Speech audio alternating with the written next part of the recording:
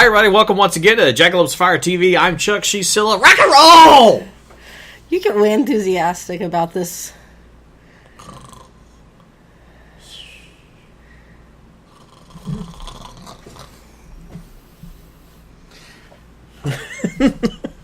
What's up? Okay, yes, it was dumb. Just go with it. So, comic books. Comic books are awesome. Well, okay. Comic books used to be awesome. They're not always awesome anymore. There's a couple of good companies out there. There's some independents that are out there that I haven't read that are decent. Zenescope, if you haven't read Zenescope stuff and you like well-drawn women, sluts, they have some good stuff. But that's not what we were going to talk about. No, specifically... okay, so, as we all know, I was boycotting DC for a while, which kind of limited my comic book buying, as all the books I bought were... Or stopped it altogether, as it were. As it were. Although, when Marvel did release the Loki book, I have been picking that up. Oh, yeah. Very good. Odd concept, but interesting concept. I don't know, what's it about? So basically, if you haven't followed Loki in the comics, it's a little different than the cinematic Loki. So we know that Loki was this villain that battled his brother Thor, and blah, blah, blah. Mm-hmm. Somewhere along the lines, Loki died, and we got Kid Loki, who's basically Loki reincarnated. Okay. Young, attractive Loki, who looks a lot like a young Tom Hiddleston. I wonder if that was intentional. So anyway, the whole... there would be... Yeah, that's Loki. what I was just looking for. So, anyway...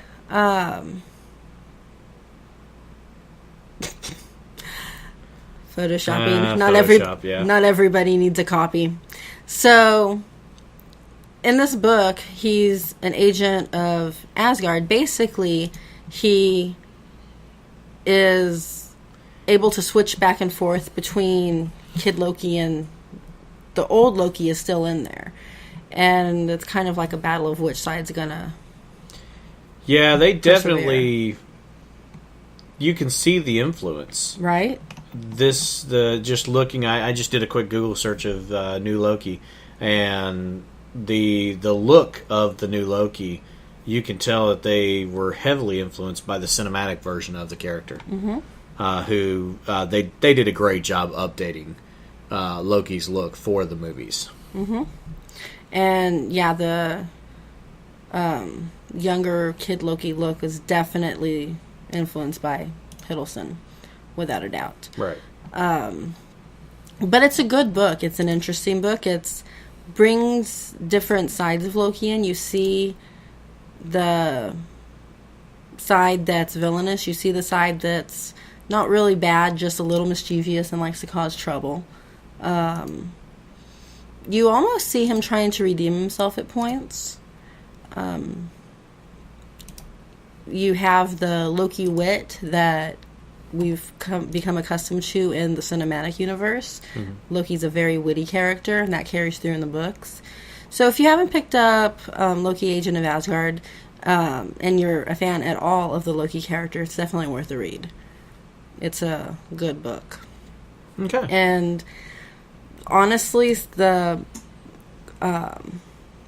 comic I've enjoyed most since I stopped buying DC books post New 52.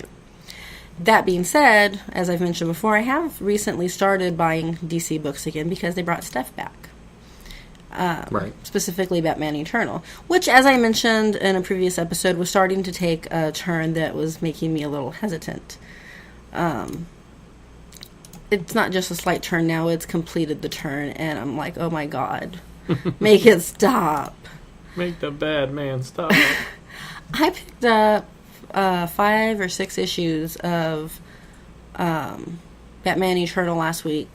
Because it comes out weekly, I usually wait several weeks and pick up a bunch of issues at once and, like, power through them all. Sure. And In the 5 to 6 issues of Batman Eternal I read, Stephanie Brown appeared exactly 0 times. They've just left her story hanging for like 2 months now. This book was promoted as being a vehicle to bring Stephanie back and was going to supposedly be very heavy on Stephanie and Tim Drake. We've seen very little Stephanie and slightly more Tim, but not as much as they indicated we would. It's the focus of the story tends to lie much more with the villains, specifically Penguin and Carmine Falcone, which are not that interesting characters to start with, except as side characters. They certainly aren't strong enough or interesting enough to carry whole issues by themselves, and they've been carrying the last several issues. When the most interesting part of the book is a few panels between Jason Todd and Barbara Gordon, there's a problem. Especially since I don't even like the New 52 Barbara Gordon. And barely like the Jason Todd. So... and only because they didn't really change him much. Right. Jason, I like Jason. I like the fact he's in the book. His interactions with Barbara are actually kind of funny. I wish that it was the smart Oracle Barbara that I love, but... As a tangent, I just wanted to mention this. So the Arkham games, the Batman Arkham games, we're actually going to see Barbara as Oracle in the newest one. She was the voice in his ear in Arkham Asylum, but we're actually going to see her as Oracle, wheelchair-bound, good, in the final installment of the Arkham series, Arkham Knight. I'm glad they made that choice. So, I just thought that was interesting. Thought I'd throw that out. That's cool. I like that they're maintaining that. Mm-hmm. So, yeah, and the Jason Barbara stuff has been a few panels at that. It's not even been the majority of the books, but it was the most enjoyable part of the last several issues I read. I'm going to continue to pick it up because I want to see when they bring Stephanie back in and how her story plays out. She's still not spoiler. They've just left her hanging.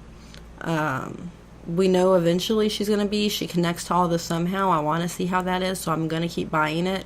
I'm very disappointed because this book started out with so much promise, and it's quickly made a turn into something that wasn't ever indicated it was meant to be.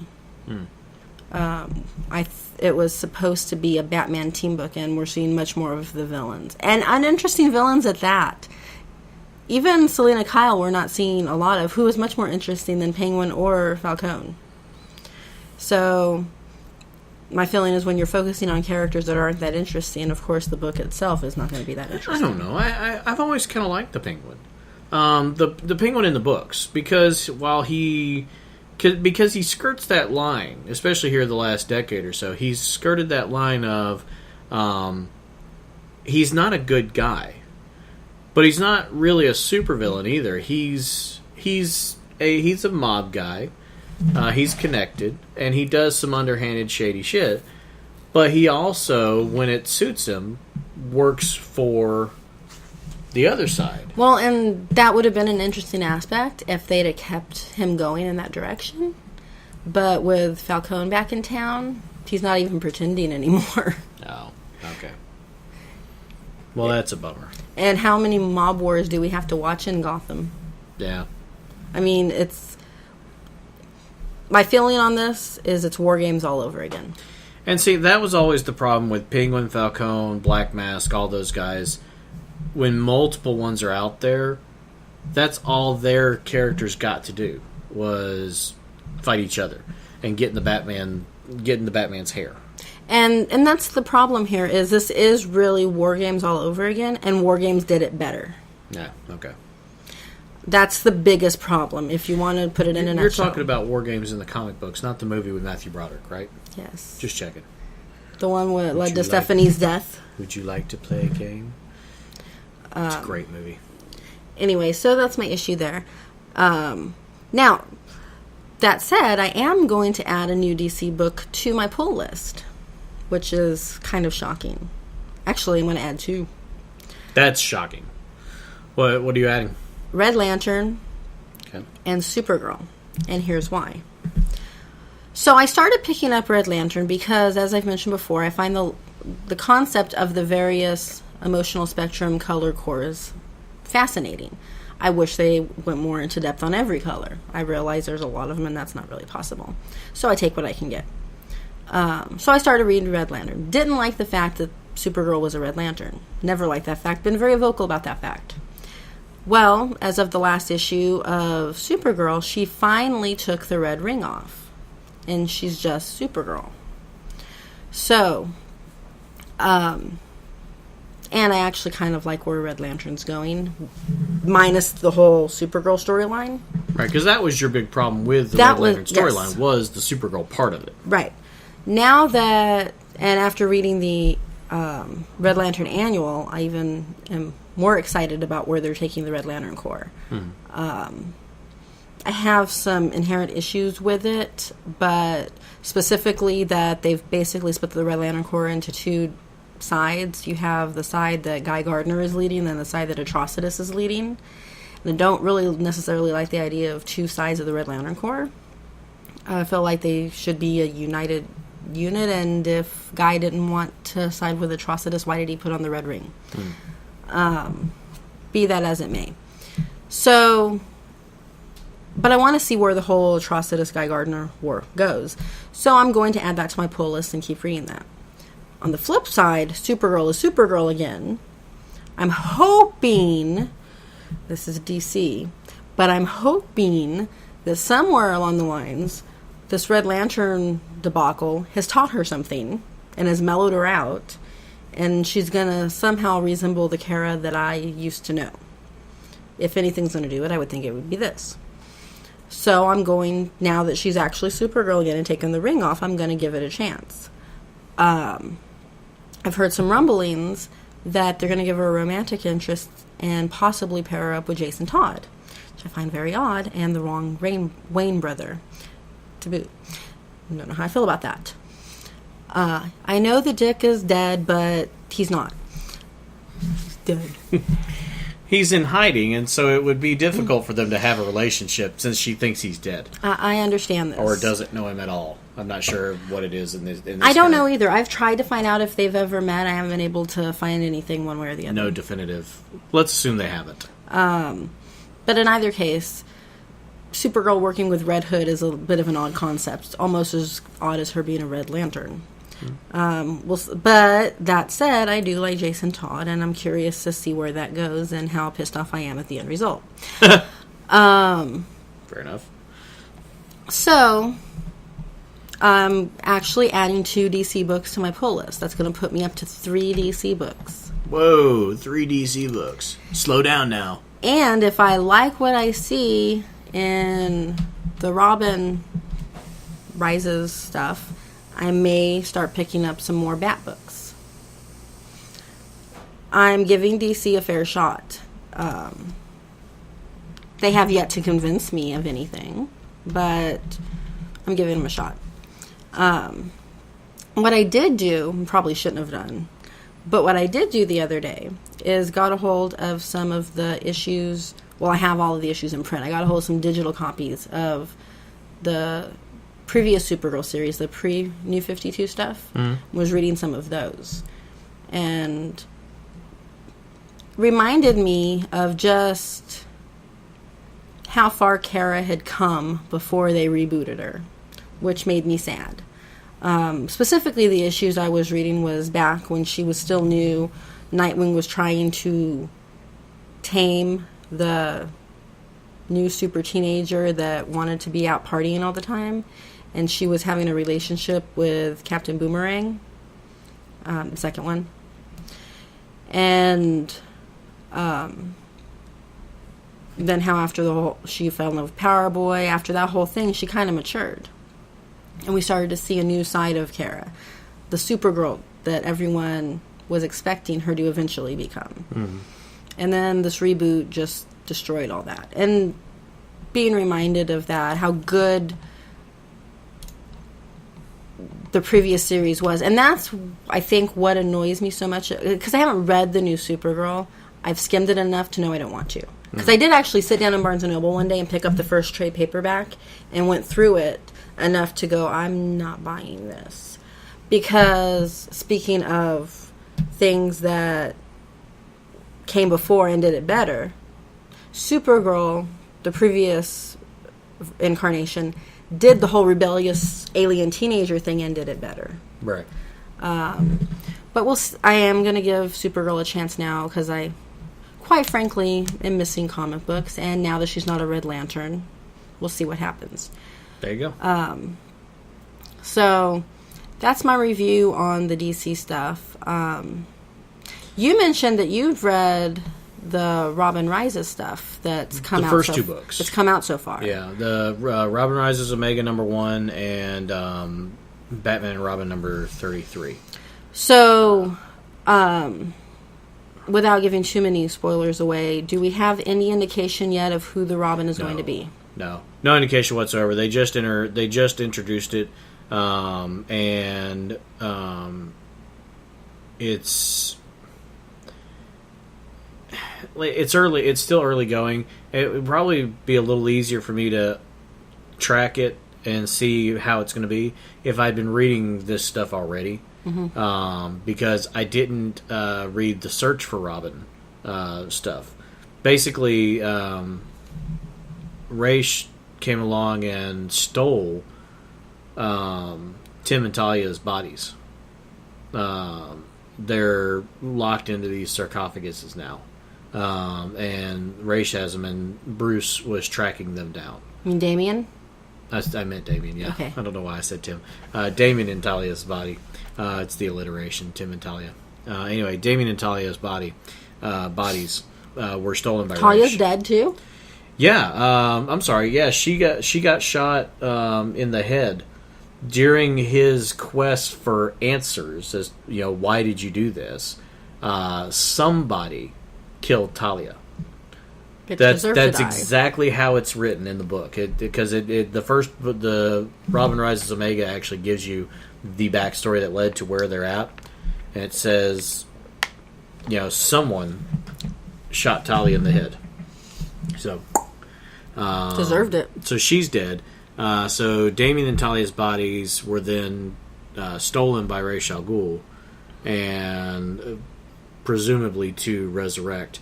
And apparently Batman, and I this sounded so familiar to me. It's so weird. Batman has been kind of scouring the globe trying to find a way to resurrect Damien. Does that sound familiar? It's pretty much what Tim did for Connor. Yeah. Yeah. Well, and Bruce. Yeah. So they're rehashing that concept, and Bruce has some sort of hope that he can bring Damien back. But they have not indicated who Robin is going to be. Is it Damien? Are they going to resurrect Damien, or is this going to be a new Robin or someone else putting the mantle back on? We don't know. It's still too early to tell, and it's going to last till like December. Okay. It's kind of a long run. So we'll see. DC does like to drag crap out. Yes, they do. A lot. Too far sometimes. So as it releases more information, I'll let you know how I like it or whatever. Okay. But nothing concrete yet. Okay. But the writing's okay. Artwork's okay. Well, that's good, because with DC you just never know what you're really going to do. get. Yeah, you never know. It's kind of a crapshoot. I wish that we could get something like The Killing Joke again. Or the Death of Superman storyline. Or the return, the reign of the Superman and the return of Superman. I'd settle for something as good as the Sinestro Corps War. Yeah, that was a great storyline. Sinestro Corps War and Darkest Night and most of Brightest Day. Right up until the very end. War Games was pretty good. Yeah, War Games was decent. I read that recently because I never read it the first time around. Even the recent Crisises were pretty good. Final Crisis, Infinite Crisis. Yes, we had a lot of Crisises, but they were better than anything we have now. But they didn't really live up to Crisis on Infinite Earths for me. No. So, Crisis on the original Crisis was the mold and the rest of them haven't really fit the mold properly, in my opinion. But on the plus But side, they weren't we meant haven't to seen reboot. Disco Nightwing anymore. No, we haven't seen Disco Nightwing. Now there is no Nightwing. Many years, yeah. Agent 37, that's still ridiculous. I would rather have Disco Nightwing back than what they're currently doing with Grayson. Agent 37. Ugh. So anyway. So dumb. I tried. I went into Austin Books the other day and was picking up some back issues of Red Lantern, and saw the Grayson book. And of course, I saw Dick Grayson, so I had to flip through it, try to convince myself to pick it up, and I did. I'm like, Grayson. I love Grayson. Yeah. I couldn't do it. I flipped through it and I saw. I'm like, I will say that. DC, why? I will say this. When it comes to comic books, I kind of ride the fence on digital versus hard copy. These books, the Batman, the Robin Rises stuff so far, is not worth the hassle of getting it in a hard copy version. Right. Going to my Kindle and being able to download and read it really quick and then move on was certainly the better way to do it. There are some books that I would want in a hard copy, and others that I'm okay with digital. And if DC was putting out any quality stuff that you wanted to collect, you would. Yeah. But they're not. Yeah, this is not one that I would want to collect so far, unless it greatly improves. The Sinestro Corps War and Blackest Day, if I had an opportunity to get those in hard copy and could afford it, then I might. But this is not that. This is not that kind of book. No, DC hasn't had any good things like that in quite some time, and everything we've seen come from the New 52 effort does not look promising. Yeah, it really doesn't. The fact that I enter a Marvel book with so much excitement and a DC book with so much skepticism speaks volumes. Really does. Since you, throughout your life, have been more DC oriented, and you still are as far as the heroes that you love. They are DC heroes. They're just older versions of DC heroes. Mm-hmm. The pre-52. And then Loki. Yeah, and I may end up getting into more Marvel books now that I'm getting back into comics. I was actually considering reading Thor, but now they're doing this whole female Thor thing that I'm not sure I'm on board with, so we'll see what happens there. Yeah. But I have always been a DC girl. I've always supported DC. And I want to support DC. One point I had 8 DC books a month on my pull list.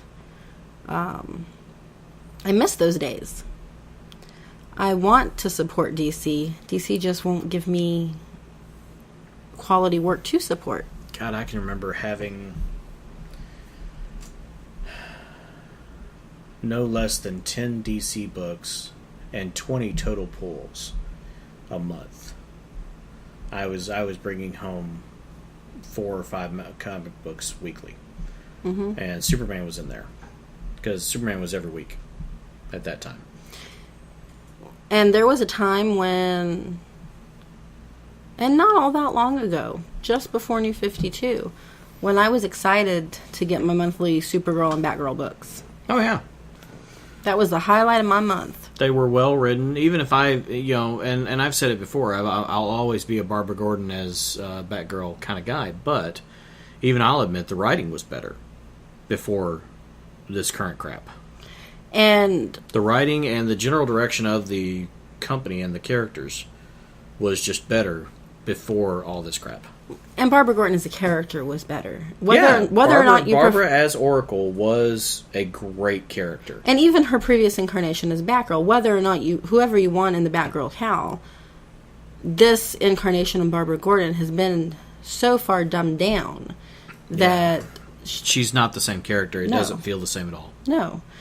And it's wrong. What they've done to Barbara is wrong. She was a strong, smart female, and they've made her little more than a Barbie in a cowl. Yeah. And it's sad. And she's just spank bank material. And Didio got what he wanted. Barbara's back in the cow, being a dumb girl. Dick is, for all intent and purposes, dead.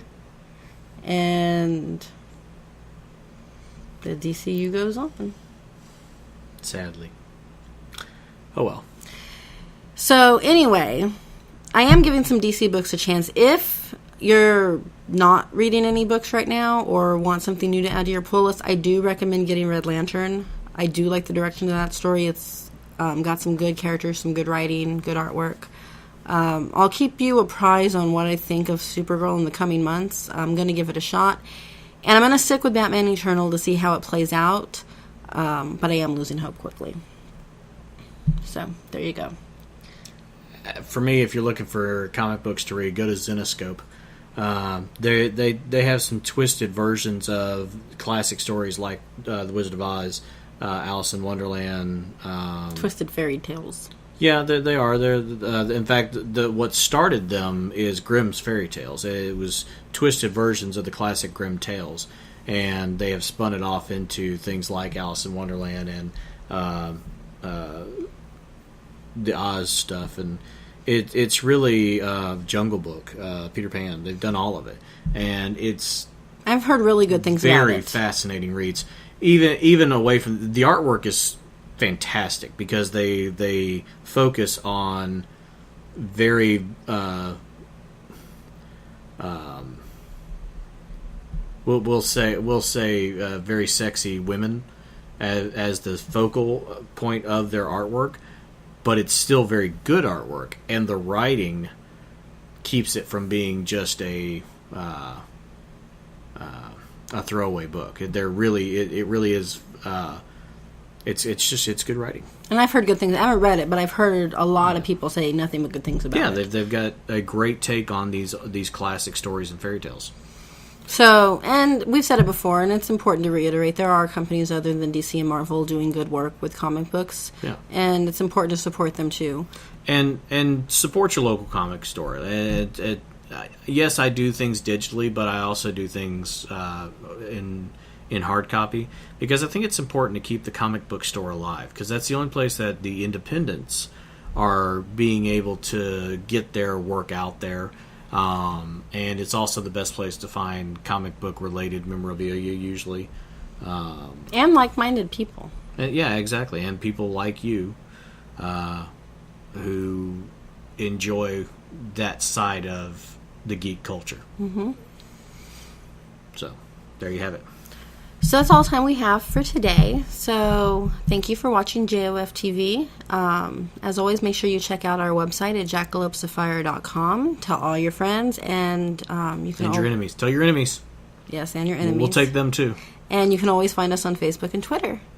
Thank you for watching.